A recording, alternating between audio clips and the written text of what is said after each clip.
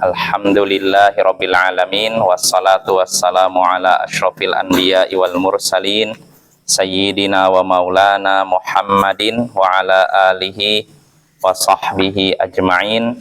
Amma ba'd. Ayyuhal ikhwah, a'azzani wa azzakumullah. Saudara-saudaraku yang semoga dimuliakan oleh Allah, kita bersyukur kepada Allah dan tetap memuji kepada Allah, memuji Allah yang telah mempertemukan kita di sini dalam rangka menambah ilmu kita, iman kita kepada Tuhan kita, walaupun kondisinya tidak seperti yang kita duga ya. Nggak masalah, tidak masalah, karena para ulama terdahulu juga mereka di zaman dahulu tidak ada lampu, ya kan? Tidak ada penerangan seadanya, cuman lampu minyak istilahnya dulu juga. Tapi walaupun begitu, itu tidak menghalangi mereka untuk tetap belajar, ya. Jadi belajar itu di zaman sekarang sudah Allah berikan kemudahan, ya, maka sampai maut menjemput kita, ya.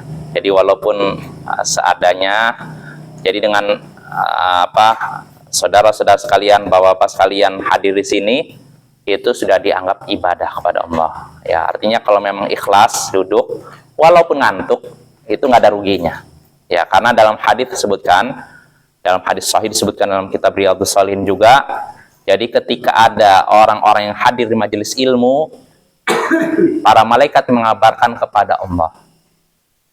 Ini ada orang-orang yang duduk di majelis zikir, majelis ilmu. Lalu Allah pun mengabarkan kepada malaikat, aku persaksikan kalian bahwasanya aku mengampuni mereka semua. Aku mengampuni mereka semua yang ada di majelis zikir, yang ada di majelis ilmu. Lalu dikatakan ada orang yang datang bukan untuk bermajelis ilmu. Dia kebetulan datang, mungkin ada kebutuhan dengan orang yang sedang di majelis ilmu. Dia mau pergi, dia malu, mungkin segan. Akhirnya duduk di majelis ilmu. Bagaimana nih? Apa dia dapat ampunan juga? Maka Nabi di situ sebutkan dalam hadis Allah Subhanahu wa taala menyebutkan humul julasa la yashqa bihim jalisuhum. Mereka adalah sekumpulan orang yang tidak akan membahayakan mereka seorang pun di antara mereka. Artinya yang duduk tanpa tujuan mencari ilmu tetap dapat ampunan Allah Subhanahu wa taala, ya. Nah, ini menunjukkan keutamaan majelis ilmu. Jadi walaupun kita di majelis ilmu mungkin kita tidak maksimal, mungkin kurang paham atau ngantuk, tetap saja dapat keutamaan majelis ilmu walaupun jumlahnya 1-2. Tetap dapat keutamaan majelis ilmu. Saya ingat kenalan saya dulu sekitar lebih dari puluhan tahun lalu ya. Jadi dia ini semangat sekali ngajar, walaupun kebetulan dia ngajar bahasa Arab ketika itu. Kebetulan biasanya yang hadir itu 5 atau 6 orang. Nah, kebetulan hari itu yang ada cuma 2 orang. Dia tetap ngajar. Bayangkan, biasanya 5 atau 6, 7 orang. Cuman yang hadir 2 orang. Sisanya mungkin ada uzur, tidak bisa hadir. Nah, kenalan saya ini, ya bisa dibilang guru saya lah. Tetap datang ngajar, walaupun yang pesertanya cuma 2 orang. Dia menyatakan, walaupun jangankan 2 orang, 1 orang sekalipun, saya tetap hadir katanya. Dalam rangka apa? Mencari keutamaan majelis ilmu itu. Dan itu keutamaannya sangat banyak. Dalam Sahih Muslim, dari sahabat Abu Hurairah, Nabi SAW bersabda, wa majtama'a qaumun fi baitin min buyutillah yatluna kitaballah wa yatadarasuna fima bainahum illa nazalat alaihimus sakinah wa ghasyiyatuhumur rahmah wa dzakarahumullahu fiman illa nazalat alaihimus sakinah wa haffathumul malaikah wa ghasyiyatuhumur rahmah wa haffathumul malaikah wa dzakarahumullahu fiman indah. Tidaklah suatu kaum, yaitu orang-orang, berkumpul di salah satu rumah Allah. Ini apa namanya? Rumah Allah kan? Majelis masjid kan? Tidaklah suatu kaum berkumpul di salah satu rumah Allah. Mereka membaca Al-Quran dan saling mempelajari sama mereka. Ini artinya majelis ilmu. Kecuali akan turun kepada mereka sakinah, ketenangan. Lalu mereka pun akan diliputi rahmat Allah. lalu dinaungi oleh para malaikat dengan sayap-sayap mereka, kemudian dipuji Allah di hadapan makhluk yang ada di sisi Allah. Nah, ini keutamaan majelis ilmu, ada 4 minimal. Pertama, turun ketenangan dari Allah. Kedua, diliputi rahmat Allah. Ketiga, dinaungi para malaikat dengan sayap-sayap mereka. Lalu terakhir, Allah puji di hadapan makhluk-makhluk yang ada di sisi Allah. Apa makhluk-makhluk yang di sisi Allah? Para malaikat. Ini keutamaan orang yang di majelis ilmu, minimal dapat 4. Pertama, turun ketenangan. Kalau kita ingin dapat ketenangan, bukan di majelis judi, bukan di majelis remi, atau ludo dan semacamnya ya. Kalau kita cari ketenangan di majelis ilmu, nah itu diantaranya ini. Balasan pertama, orang yang duduk majelis ilmu dapat ketenangan. Lalu berikutnya diliputi rahmat Allah. Kita semua menginginkan rahmat Allah. Nggak ada seorang pun di antara kita yang ingin jauh dari rahmat Allah. Terus bagaimana cara dapat rahmat Allah? Ada banyak cara. Di antaranya bermajelis ilmu. Nah itu. Lalu berikutnya dinaungi para malaikat. Kalau para malaikat sampai menaungi dengan sayap-sayap mereka. Dan kita yakin, walaupun kita tidak lihat, tapi kita yakin Nabi tidak mungkin mengabarkan kabar bohong. Nah, setiap ada majelis ilmu, para malaikat berada di atas, menaungi dengan sayap-sayap mereka. Artinya ini penghormatan untuk orang-orang yang bermajelis ilmu. Bayangkan, dihormati dan dimuliakan oleh para malaikat. Lalu terakhir, dipuji Allah di hadapan para malaikat di langit sana. Nah, seandainya keutamaan majelis ilmu 4 ini saja, ini udah cukup. Namun kenyataannya lebih dari 4 keutamaan majelis ilmu.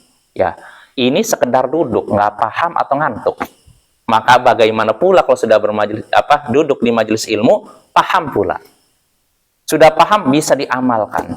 Terus bisa disampaikan. Maka keutamaannya makin besar dan makin bertambah. Maka ayolah ikhwah, saudara-saudaraku yang semoga dimuliakan oleh Allah, marilah kita semangat dalam belajar bermajelis ilmu, walaupun dengan fasilitas yang mungkin terbatas ya, mungkin mati lampu kah, atau mungkin suasananya mungkin panas kah dan semacamnya. Itu bukan jadi penghalang bagi kita untuk belajar agama dan bermajelis ilmu ya. Ya, jadi seperti biasa di malam Ahad ini kita akan mengkaji kitab Masailul Jahiliyah, yaitu kitab sifat-sifat jahiliyah allati khalafa fiha Rasulullah sallallahu alaihi wasallam. Sifat-sifat jahiliyah yang mana Rasulullah menyalahi orang-orang jahiliyah dalam hal tersebut. Artinya Rasulullah tidak mengikuti sifat tersebut dan tidak punya sifat tersebut. Karya Syekhul Islam Muhammad bin Abdul Wahhab bin Sulaiman At-Tamimi rahimahullahu ta'ala. Ya, pada pertemuan sebelumnya kita sudah sampai ke masalah jahiliyah yang ke-55, yaitu fanatik mazhab. Orang-orang jahiliyah fanatik kepada mazhab, kepada pendapat manusia, pendapat ulama dan semacamnya. Dan ini sifat jahiliyah. Kita hanya boleh fanatik kepada siapa, Ruswanto? Pada Nabi kita. Nggak boleh kita fanatik, jangankan kepada ulama belakangan, kepada Abu Bakar aja nggak boleh, kepada Umar nggak boleh, kepada Utsman nggak boleh. Kenapa? Manusia. Karena mereka manusia, bisa benar bisa salah. Sedangkan Nabi kita tidak mungkin salah. Maka kalau kita mau fanatik, fanatiklah kepada Nabi kita. Karena sudah terjaga dari kesalahan, tidak mungkin melakukan kesalahan. Kalau beliau melakukan kesalahan dan kekeliruan, Allah langsung tegur. Tidak mungkin didiamkan. Nah ini ya. Jadi kita nggak fanatik kepada siapapun, termasuk Abu Bakar, Umar, Utsman. Ya nggak. Tapi kalau maksudnya kita fanatik berpegang teguh kepada semua sahabat, iya. Itu salah satu jalan keselamatan. Kita mengikuti Rasulullah dan para sahabatnya, semua sahabatnya. Bukan satu persatu. Bisa dipahami ya. Karena kalau satu persatu yang namanya Abu Bakar atau Umar, kadang benar, kadang salah.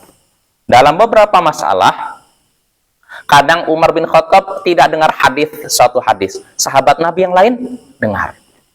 Berarti ada satu ilmu yang luput dari Umar. Makanya Umar kadang melakukan ijtihad yang Keliru. Sahabat Nabi lain yang tahu hadis menegur. Itu menunjukkan kita tidak fanatik kepada satu orang sahabat Nabi. Tapi kalau fanatik kepada seluruh kesepakatan para sahabat Nabi, iya.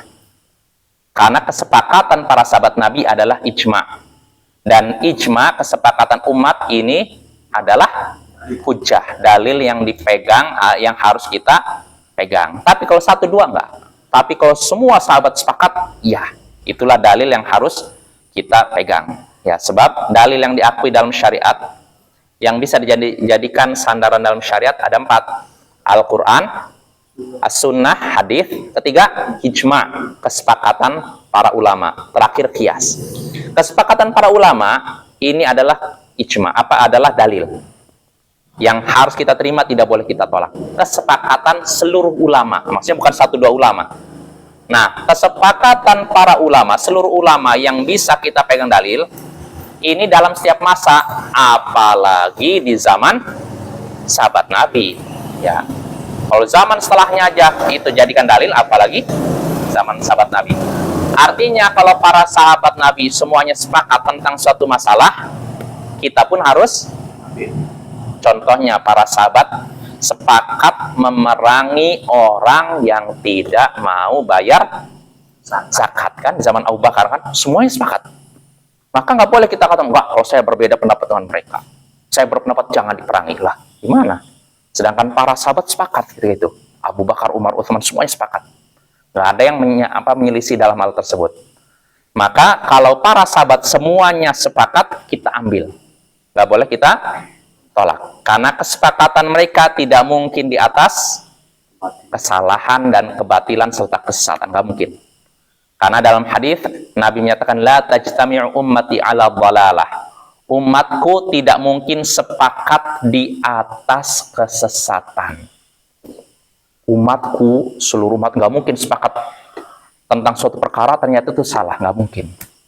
Ya, jelas. Tapi kalau 1-2 mungkin aja, misalkan 100 orang sepakat tentang suatu perkara, bisa jadi benar, bisa jadi salah. Tapi kalau semuanya, apalagi sahabat Nabi, tidak mungkin salah, karena sudah Allah jaga. Adapun 1-2, Abu Bakar saja, Umar saja, Utsman saja, ini tidak terjaga dari kesalahan. Ya, makanya kita tidak boleh fanatik kepada 1-2 orang.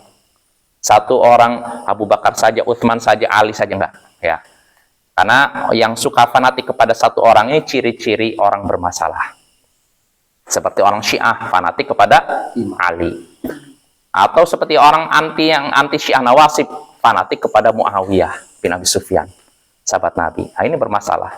Kita Ahlus Sunnah tidak fanatik kepada 1 orang sahabat pun. Kita hanya fanatik kepada Nabi. Ya. Adapun kepada sahabat Nabi 1 orang 2 tidak. Tapi kalau kepada kesepakatan semua mereka, kita boleh itu ya. Yaitu pembahasan pada pertemuan sebelumnya, orang-orang jahiliyah fanatik kepada mazhab, pendapat orang tertentu, tokoh tertentu yang mereka agungkan dan mereka muliakan. Nah, sekarang kita masuk masalah jahiliyah yang ke-56. Kata Syekh sini, tasmiyatu tiba'il islami syirkan kama dzakarahullahu fi qauli ta'ala ma kana li basyarin ay yu'tiyahumullahu al-kitaba wal hukma wan nubuwata thumma yaqula lin-nas kunu ibadan li min dunillah. Menamakan perbuatan mengikuti Islam sebagai kemusyrikan. Menamai perbuatan mengikuti Islam sebagai kemusyrikan. Ini sifat jahiliyah yang ke-56. Orang-orang jahiliyah menamakan perbuatan mengikuti Islam sebagai kemusyrikan, syirik. Berarti perbuatan mereka tauhid. Nah, ini aneh kan? Yang ngikut Islam dianggap syirik, kalau ngikuti mereka nyembah berhala adalah tauhid. Nah, ini sifat orang jahiliyah. Kama dzakarahum fi qauli ta'ala, sebagaimana Allah sebutkan dalam firman-Nya, maka nali basyarin ayyutiyahumullahu al-kitaba wal hukma wan nubuwata tsumma yaqulu lin-nas kunu ibadalli min dunillah. Surat Ali Imran ayat 79. Sebagaimana Allah sebutkan dalam firman-Nya, tidak pantas bagi seorang manusia yang Allah berikan Alkitab, hukum, dan kenabian, lalu berkata kepada orang-orang, jadilah kalian hamba-hambaku selain Allah. Tidak pantas bagi seorang manusia yang sudah Allah berikan Alkitab. Kitab sini maksudnya apa? Kitab suci. Lalu diberikan hukum untuk memutuskan hukum di antara manusia. Lalu diberikan kenabian. Nggak pantas bagi orang seperti ini berkata kepada orang-orang, jadilah kalian hamba-hambaku selain Allah. Pantas nggak? Nah, ini tidak pantas manusia yang seperti itu berkata kepada orang-orang, jadilah kalian hamba-hambaku. Maksud orang yang dapat kitab, hukum, kenabian ini maksudnya siapa? Nabi. Artinya tidak pantas orang Nabi berkata kepada manusia, jadilah kalian hamba-hambaku. Beribadahlah kalian kepadaku. Nah, ayat ini menyinggung tentang siapa? Orang-orang Nasara. Ya, karena mereka menganggap Nabi Isa adalah Tuhan atau anak Tuhan. Maka Allah katakan nggak pantas seorang yang dapat Injil, dapat kenabian, tiba-tiba berkata kepada orang, "Hei hamba umatku, jadilah kalian hamba-hambaku. Beribadahlah kalian kepadaku. Sembahlah aku." Pantas tidak? Tidak pantas ya. Nah ini ya. Ini kabar dari Allah Subhanahu wa taala. Kita baca syarah penjelasan dari Syekh Shalih Al Fauzan terkait dengan matan tadi. Kata Syekh sini, min masaili ahlil jahiliyah tasmiyatut tauhidi wattiba'il haqqi syirkan. Di antara sifat-sifat orang jahiliyah yaitu menamai tauhid dan mengikuti kebenaran sebagai kemusyrikan. Orang-orang jahiliyah menamai tauhid dan mengikuti kebenaran sebagai kemusyrikan. Jadi kalau orang berpegang pada tauhid, oh dia musyrik gitu. Ngikuti kebenaran musyrik. Tapi kalau ngikutin ini cara apa ibadahnya mereka, mengikuti sembahan mereka dianggap tauhid. Kebalikan kan, aneh kan? Nah, di sini kata Syekh, wa hadza min qalbil haqa'iq. Ini namanya membalikkan kenyataan, memutarbalikkan kenyataan. Orang yang ngajak beribadah kepada Allah saja dianggap musyrik. Ajakan untuk beribadah kepada Allah dianggap syirik. Sedangkan ajakan untuk beribadah kepada berhala-berhala adalah tauhid. Ini kan namanya apa? Memutarbalikkan fakta, kenyataan. Kok bisa seperti itu? Nah, kata Syekh, wa hadza min qalbil haqa'iq an yusammau at-tauhid syirkan. Ini termasuk memutarbalikkan kenyataan, yaitu menamai tauhid dengan syirik. Wahada lintikasil fitr, ini juga menyelisih fitrah manusia, bertentangan fitrah manusia. Kenapa orang beribadah kepada Allah saja dibilang syirik? Kan aneh kan? Padahal syirik itu kan artinya apa? Menduakan kan? Menyekutukan. Jadi kalau misalkan suami, misalkan ini contoh aja nih, udah punya istri, cari lagi, namanya menduakan kan? Kalau secara bahasa namanya syirik. Tapi bukan ini ya, jangan sampai dipelintirkan. Oh, Ustadz ini bilang kalau nikah lebih dari satu berarti syirik. Bukan syirik dalam syariat, syirik secara bahasa maksudnya. Jadi kan dia udah punya satu, cari lagi satu, berarti menduakan kan?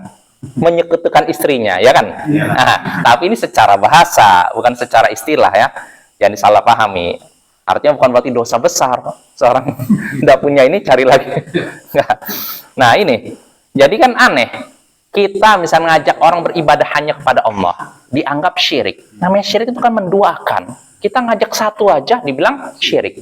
Aneh kan? Nah, itulah orang jahiliyah ya. Nah, kata Syekh di sini ada keterangannya. Hadil ayat nazalat fi wafdi Najran minan Nasara. Ayat tadi yang sudah dibahas tadi turun terkait dengan utusan Najran. Utusan orang-orang Nasara, Nasrani dari Najran. Najran itu daerah Arab Saudi bagian selatan sekarang, perbatasan dengan Yaman. Karena memang di situ, di daerah Najran, begitu juga Yaman, ada banyak ahli kitab. Itu kalau bukan orang Nasara, Nasrani, Yahudi. Kalau yang di perbatasannya, Nasrani. Tapi kalau di Yamannya, Yahudi. Zaman dahulu sampai zaman sekarang. Zaman sekarang ada orang Yahudi. Tapi kalau di Najrannya, orang Nasrani udah nggak ada. Sekarang udah nggak ada, Bapak ya. Tapi kalau di Yamannya, Yahudi ada. Jadi jangan kaget kalau kita misalnya berkunjung ke Yaman, kok ini ada orang jenggotnya lebat, topinya seperti topi koboi hitam. Oh, ternyata bukan orang Muslim. Jenggotnya lebat juga, ternyata orang Yahudi itu ya. Nah, kita kembali lagi. Ayat ini turun terkait dengan utusan orang-orang Najran. Jadi orang-orang Najran yang itu orang-orang Nasrani mengutus utusan ke Madinah ya. Kata Syekh sini ja'u ilan Nabi sallallahu alaihi wasallam yatafawaduna ma'ahu alaihi salatu wassalam. Mereka datang ke Nabi sallallahu alaihi wasallam. Di mana? Madinah ya. Lalu berunding bersama beliau. Ingin berunding bersama beliau. Fadakhalu alaihi fil masjid. Lalu mereka pun menemui beliau di dalam masjid. Timbul pertanyaan, loh berarti orang Nasrani boleh masuk masjid? Boleh nggak? Nah, maka ini pembahasan fikih Bapak ya. Kesimpulannya, kalau mereka masuk masjid tujuannya untuk belajar Islam atau ingin dengar informasi tentang Islam, itu boleh. Silahkan, ya nggak apa-apa. Apa? Tapi kalau sekedar istilahnya tur wisata, jangan. Karena di sebagian daerah kan mungkin ada masjid yang punya nilai estetika, mulai istilahnya religius, pokoknya ada nilai lah, sejarah lah. Akhirnya di situ wisatawan masuk, termasuk orang-orang kafir. Nah, jangan. Kalau mereka sekedar untuk tur wisata, jangan. Tapi kalau mereka masuk masjid untuk mendengarkan informasi tentang Islam, walaupun mereka belum masuk Islam nih, nggak masalah. Misalkan duduk di sini dengarkan ceramah tentang Islam, Islam tuh begini, nggak apa-apa. Ini contohnya. Nabi sendiri menerima utusan orang-orang Nasrani di Madinah, di Masjid Nabawi, bayangkan. Nah, jadi mereka masuk masjid. Lalu wa akhadhu yatafawaduna ma'ahu. Akhirnya mereka pun berdiskusi bersama Nabi sallallahu alaihi wasallam. Nah, ketika itulah fan Nabiyyu sallallahu alaihi wasallam arada alaihimud dukhula fil Islam. Nah, ketika itu setelah mereka berbincang dengan Nabi, beliau pun menawarkan kepada mereka untuk masuk Islam.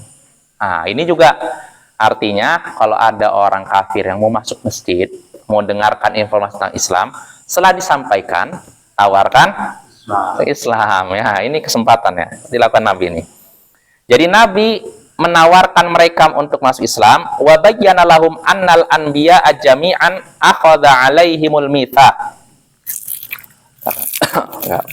Kata Bismillah.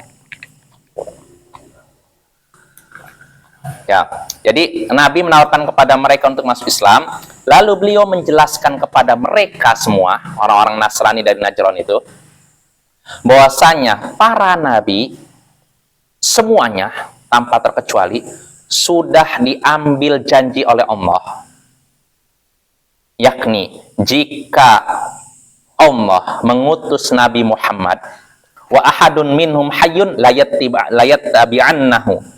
Allah, alhamdulillah, Islam, ya, jadi Islam. Lalu Nabi menjelaskan kepada mereka bahwasanya seluruh nabi sudah Allah ambil janji. Apa janjinya? Kalau Muhammad diutus, sedangkan salah seorang dari mereka masih hidup, maka ia harus ikut Nabi. Jadi ini sudah Allah ambil janji dari semua para nabi. Kalau misalkan mereka ini masih hidup, lalu Nabi Muhammad diutus, maka mereka harus ikut Nabi Muhammad sallallahu alaihi wasallam. Qala wahidun minhum.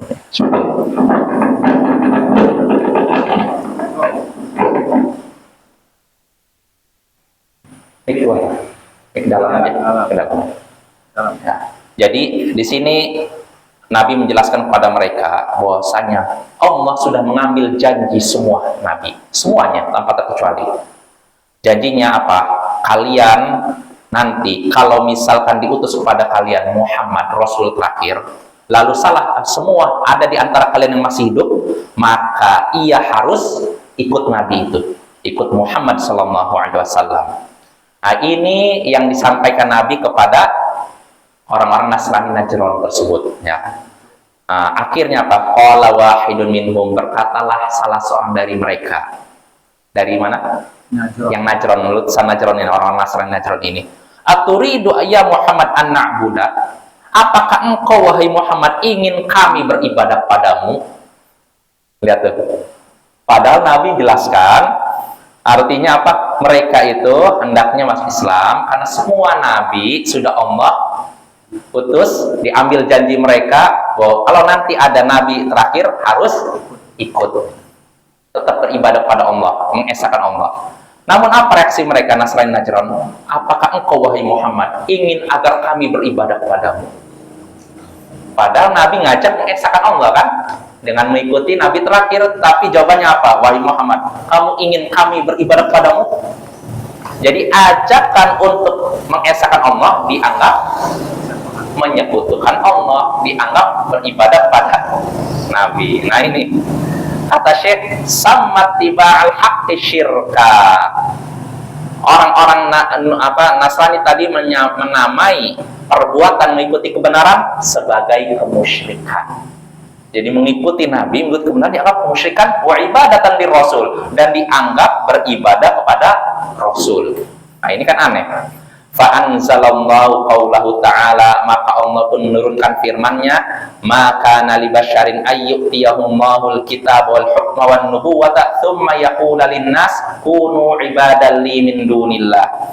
Tidak sepantasnya seorang manusia yang Allah beri Alkitab, ke hukum dan kenabian, lalu berkata kepada manusia, jadilah kalian hamba-hambaku selain Allah. Oh maaf, ini berarti bukan menyinggung Nabi Isa, Nabi Muhammad. Jadi Allah ingin menjelaskan kepada orang Nasara, gak mungkin Muhammad berkata kepada umatnya, sembahlah saya, jadilah hamba saya, beribadahlah pada saya. Gak mungkin, ya Bapak ya. Nah ini ya, ini bantahan kepada mereka. Kenapa demikian? Li'annal anbiya'a ja'u bitauhid walam yaji'u bisyirk. Karena para nabi datang membawa tauhid dan tidak membawa syirik. Wa maja'u bid'awatin nas ila ibadatihim, hasya wa kalla. Para nabi tidak datang mengajak manusia agar beribadah kepada mereka. Gak ada satupun nabi yang datang pada umatnya lalu berkata, beribadahlah padaku, sembahlah aku, sujudlah kepadaku.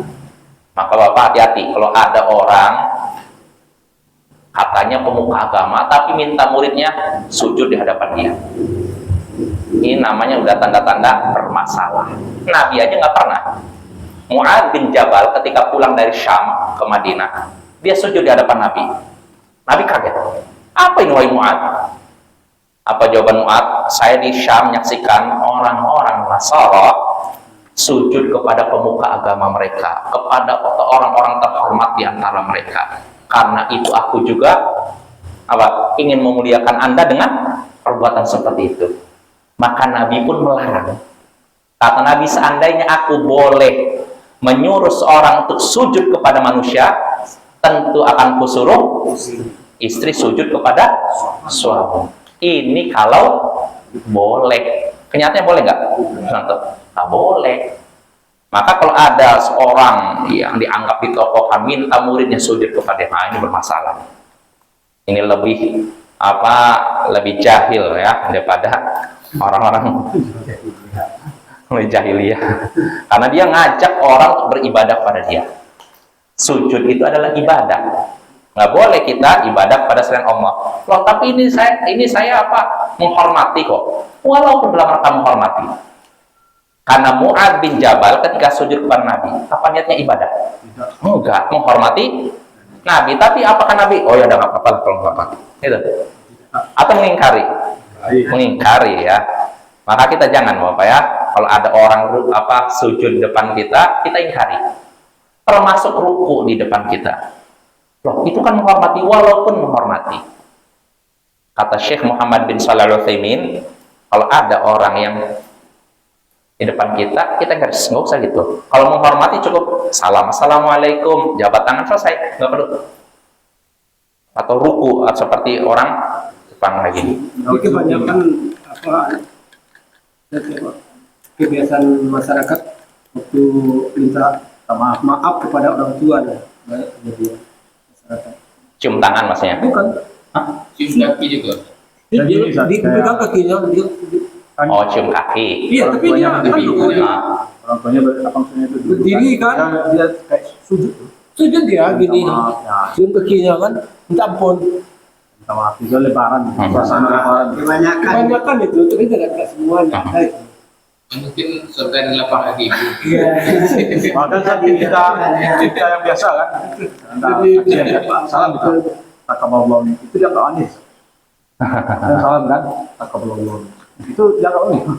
Iya. Kamu minta maaf. Ya itu berarti kan pembahasannya tentang mencium kaki ya. Nah itu kalau mencium kaki lain lagi. Kalau sujud nggak boleh, walaupun kepada orang tua. Tapi kalau masalah mencium kaki, apakah boleh atau tidak? Memang ada hadis Nabi pernah ada seorang sahabat mencium kaki Nabi Sallallahu Alaihi Wasallam. Nah itu pertama hadisnya siapa yang ketika Nabi terusir dari Taif itu Mirdas atau siapa itu? Jadi dia ketika itu Nabi kan terusir dari Taif dalam keadaan berdarah kaki beliau dilempari oleh anak-anak dari Taif. Beliau bersandar ketika itu di sebuah pohon kurma, ya kan? Nah ketika itu ada pemilik kebun situ menyaksikan itu, kasihan tuh ada orang kayaknya terluka gitu. Dia utus budaknya, kamu kasih makan ke dia. Nah dikasih budak, silakan makan. Nah ya budak ini ngasih makan kepada Nabi ketika itu. Nabi bertanya, Bismillah. Orang ini, saya baru dengar ucapan hari ini. Nah, lihat tuh. Karena Nabi mengucapkan Bismillah, sedangkan dia kan bukan Muslim. Oh, saya baru dengar ucapan seperti ini. Maka Nabi di situ tanya, kamu dari mana? Budak ini tanya, kamu dari mana? Oh, saya dari Niniwe, daerah Irak sana. Oh, itu daerahnya saudaraku Yunus bin Matta. Ditanya, oh, Yunus, dia kan orang Irak kan, tahu Yunus, Nabi Yunus kan dari situ, daerah situ kan. Apa setaumu, siapa itu Nabi Yunus? Oh, dia itu adalah saudaraku, sama seperti aku, sama-sama Nabi. Akhirnya apa? Budak ini langsung karena saking kaget dan kagumnya langsung mencium kaki Nabi, spontan gitu apa? Tidak direncanakan. Dan ketika itu posisi Nabi tidak berdiri, sedang Sandar. tunduk. Jadi kalau misalkan kalau pencium kan nggak terlalu ini kan, ya kan? Nggak terlalu istilahnya, karena orang kayak gini kan, saking itunya kan, saking bahagianya dia. Oh ternyata ini adalah seorang nabi, mirip dengan Nabi Yunus yang ada di Irak sana gitu. Bahagia ini mungkin dalil sebagian orang menyatakan boleh mencium kaki pertama Nabi dicium kakinya. So, ada lagi dalil lain, katanya ada sahabat juga pernah mencium kaki Nabi, tapi hadisnya lemah. Mungkin hadis yang sahih yang ini. Nah, timbul pertanyaan, terus bagaimana hukum mencium kaki orang tua, guru, dan semacamnya? Nah, sebagian ulama ada yang menyatakan tadi mencium kaki terbatas pada Nabi saja. Artinya ini nggak berlaku untuk yang lain, untuk orang tua atau misalkan untuk guru atau orang dihormati. Tapi ulama lain kata enggak, ini berlaku juga kepada orang yang memiliki kedudukan seperti Nabi. Maksudnya punya mungkin keilmuan atau seperti orang tua punya kehormatan di atas seorang, maka ini juga berlaku ya. Wallahu a'lam, dalam masalah ini ada kelapangan sebenarnya. Wallahu a'lam. Saya sendiri nggak bisa pastikan karena hadisnya pertama ada yang sahih, ada yang lemah. Yang sahih tadi yang budak mencium kaki Nabi itu pun tapi bukan dalam posisi berdiri. Adapun berdiri, Allahu a'lam, ini kelihatannya berlebihan. Kita berdiri nih, tiba-tiba duduk, berlebihan sekali. Tapi kalau dalam posisi duduk ini, misalnya kita kumpul sama orang tua, lalu Bu cium kakinya, itu masih mending lah, masih ringan. Tapi kalau dalam posisi berdiri, dicium kakinya, terlihat berlebihan. Jadi tidak ada anjuran ya? Ya, ya. Yang jelas ada sebagian ulama melarang. Walaupun ada sebagian ulama menyatakan boleh. Ya, tapi sebagai bentuk hati-hatian kalau sampai berdiri orang tuanya terus dia cium kakinya itu berlebihan. Tapi kalau dalam posisi duduk ini nggak apa-apa. Allah a'lam ya. Tidak terlihat berlebihan. Kalau misalnya gini orang tua lalu cium, maaf Bu, cium tangannya lalu ini. Kalau di Indonesia budaya kayaknya. Sebagian, nggak semuanya. Karena mungkin di beberapa daerah ya kita, sebagian lagi nggak. Ya. Ini Pak Ustaz, misalkan dalam suatu tim, taruhlah ada salah satu seorang pimpinan, tapi dia seorang perempuan. Lalu dengan ada anggotanya malah dicium, disalam dengan seolah-olah kayak anak-anak begitu, berbuat kepada pimpinan tersebut. Nah, jadi kalau atau ada gimana ya, atau ada hadisnya atau memang pantas apa tidaknya kan, apa boleh kita berbuat seperti itu? Masih gambarnya sudah apa Pak? Ya. Misalkan gambarnya sudah apa? Misalkan Ya. pegawai dengan Iya, begitulah kira-kira. Dengan- ada seorang pimpinan. Pimpinan. Kita itu kebetulan perempuan. Ah. Tapi kita sudah dewasa seperti ini lah. Iya. Masih apakah boleh berjabat tangan dengan perempuan? Malah bukan berjabat tangan, memang betul-betul diciumnya tangannya. Ada saya lihat. Ya laki-laki ya. Iya, laki-laki. Itu yang menjadi, Ya itu. padahal bukan kalau begini. Iyalah. Atau mantan siswa Iya. yang masih aktif. Iya. Ini kan sudah sama-sama dewasa. Itulah. Ya, ada hadis dalam Sahih Bukhari. Jadi rombongan wanita pernah datang ke Nabi untuk baiat. Baiat itu artinya sumpah setia, janji setia. Biasanya kalau ada pemimpin baru datang orang, saya bertekad untuk membela Anda ya kayak gitu. Nah, ketika itu Nabi mengambil baiat para wanita ini muslimah.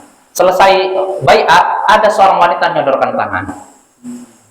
Maka Nabi mau berkata, inilah usofifun nisa. Sesungguhnya aku tidak berjabat tangan dengan wanita. Nah, lihat tuh. Itu Nabi. Padahal saya mau nanya, Nabi sama kita mana yang lebih bertakwa? Nabi. Nabi kan? Kalau Nabi saja tidak mau bersentuhan, padahal Nabi terjaga dari dosa kan? Apalagi kita yang gampang tersentuh udah langsung pikirannya macam-macam. Ya kan? Nah itu makanya nggak diizinkan seperti itu. Bahkan dalam hadis lain dalam Mu'jam at-Tabrani disebutkan la yut'ana fi ra'si ahadikum bi mikhyatin min hadid khairun lahu min an yamassa mar'atan la tahillulah. Sungguh seandainya kepala salah seorang dari kalian ditusuk dengan jarum dari besi, ini kepala kita nih, ditusuk dengan jarum dari besi, itu lebih baik baginya daripada dia menyentuh wanita yang tidak halal baginya. Artinya jangan, kalau kita mau, ini jangan ya. Di TV saya tengok kan, dia bersalaman dengan wanita, bilangnya apanya kan, jemaahnya kan, kayak gini tapi bersinggungan ini. Kenapa dia? Ya nggak perlu. Sebenarnya bisa dengan disikapi begini ya. Nah, ada cukup itu, nggak perlu sentuhan. Iya. Tapi Ustaz, kalau kayak gini memang anjuran Islam Ustaz? Atau budaya Hindu? Enggak, budaya, nggak masalah. Selama itu atau ada syiar agama lain kalau kayak gini? Apa itu? Atau begini aja? Soalnya kebanyakan kita kan kayak gini nih, sering kan, padahal kan budaya Hindu. Itu mereka ketika salaman maksudnya atau ketika beribadah? Beribadah Ustaz. Oh gitu. Kalau kita kan nggak untuk ibadah, cuman gini aja. Wah, itu udah bukan begini kan? Ya mungkin sedikit ini. Ya kan kebanyakan foto-foto hari raya kan. Oh ya, itu jelas. Makanya itu kita nggak seperti itu. Kita itu ngambil posisi hanya untuk tidak bersalaman. Supaya ini artinya kadang gini, kita ingin apa? Mengerti loh. Iya, mengerti. Kadang bisa jadi orang benar-benar awam, kita langsung ambil, langsung sakit hati. Kenapa ini? Tapi kalau dengan kayak gini, maksudnya dia nggak mau salaman. Atau kayak gini aja. Terus sama sepupu kita gimana itu? Ya sepupu bukan mahram kita, sama aja. Berarti nggak boleh ya? Jangan ya. Kan kebanyakan kalau kita diminta kan, ini sepupu semampu. Iya, itu bukan mahram. Artinya dalam Islam kan boleh nikah dengan sepupu. Nah, itu dia. Boleh nikah dengan sepupu. Makanya seperti itu jangan diperhatikan, kita jauhi ya. Habis ya, cukup Bapak ya. Insyaallah pada tahun berikutnya kita selesaikan ini. Ya subhanakallahumma bihamdik asyhadu an la ilaha illa anta astaghfiruka wa atubu ilaik. Assalamualaikum.